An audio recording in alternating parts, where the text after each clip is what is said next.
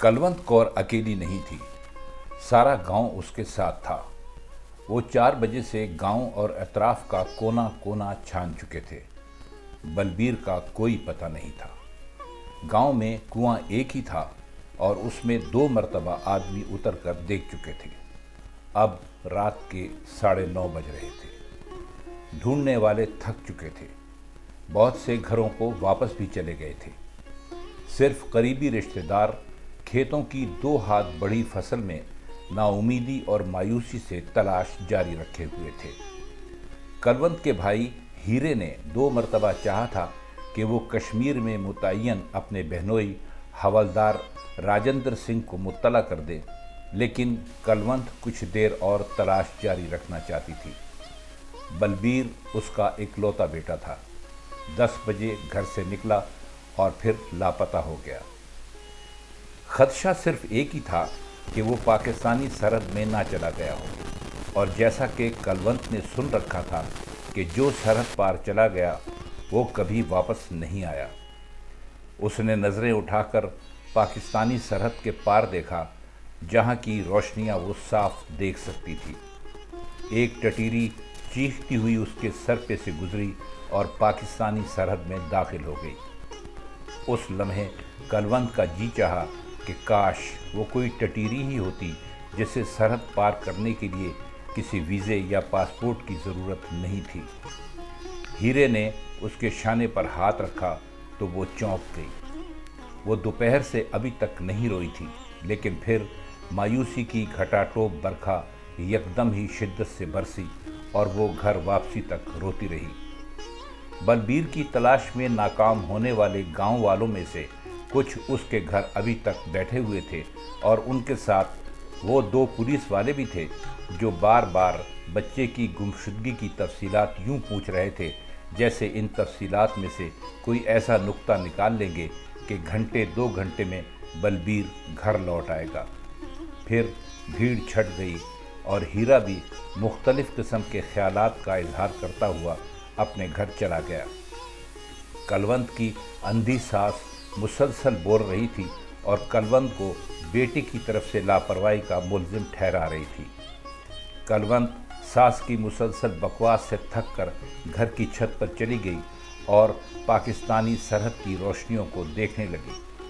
फिर वो उस ज़िंदगी के बारे में सोचने लगी जो अब शायद उसे अपने बेटे के बगैर बिताना थी।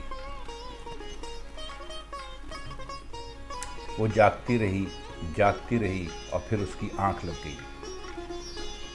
फिर नीम गुनूदगी में उसे ऐसा लगा जैसे सहन में कोई चल रहा हो। वो पहले इसे अपना वहम समझी, फिर उसने वो आवाज़ सुनी जिसे वो करोड़ों में पहचान सकती थी। वो उसके बेटे बलबीर की आवाज़ थी। वो दीवानों की तरह सीढ़ियाँ उतरी और उसने जीने के सिरे पर लगा बटन दबाया तो सहन रोशन हो गया। बिलाशुबा वो उसका बलबीर था, लेकिन वो अकेला नहीं था। उसके साथ ऊंचा लंबा और गोरा चिट्टा एक आदमी और भी था। बलबीर भागकर माँ की आगोश में आ गया। लंबा आदमी मुस्कुराया और घूमकर जाने लगा, लेकिन बलबीर की आवाज़ पर रुका। बलबीर बोला, माँ, ये चाचा अनवर खान है। ये पाकिस्तान से मुझे यहाँ पहुँचाने आया है।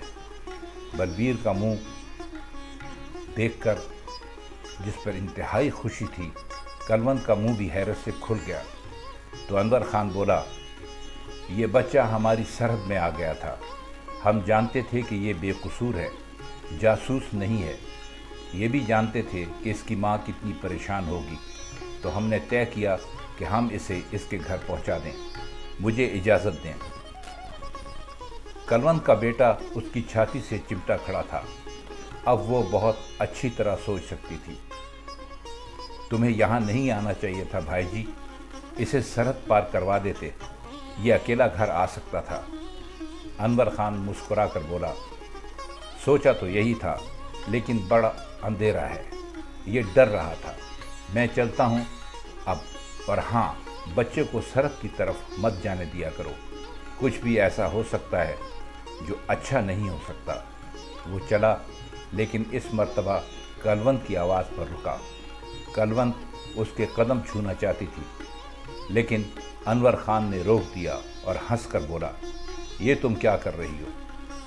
कलवंत अपने आंसू बमुश्किल रोक कर बोली, तुम्हारा शुक्रिया अदा कर रही हूँ भाई। तुम नहीं जानते, अगर मेरा बच्चा मुझे वापस ना मिलता तो मैं मर जाती। इस बार अनवर खान संजीदगी से बोला, हाँ, मैं तुम्हारे दुख का अंदाज़ा कर सकता हूँ। अभी 3 महीने पहले मेरा बच्चा भी किसी ने मार दिया था। मेरी बीवी उसके दुख में पागल हो चुकी है। तफसील जानने की इसके अंदर की औरत ने बेचैन होकर कहा, किसने मार दिया था तुम्हारा बच्चा? वो शायद तफसील नहीं बताना चाहता था, इसलिए उसने मुख्तसरन कहा, उसके स्कूल पर किसी ने बम मार दिया था। 11 बच्चे ख़त्म हो गए थे, बस। वो भी तुम्हारे बलबीर की उम्र का था। उसे मुश्किल में देखा तो मुझे लगा मेरा बच्चा मुश्किल में पड़ गया है। मेरे साथी मेरा दुख जानते थे, इसलिए हमने ऊपर रिपोर्ट नहीं की, फिर बहुत वक्त लग सकता था।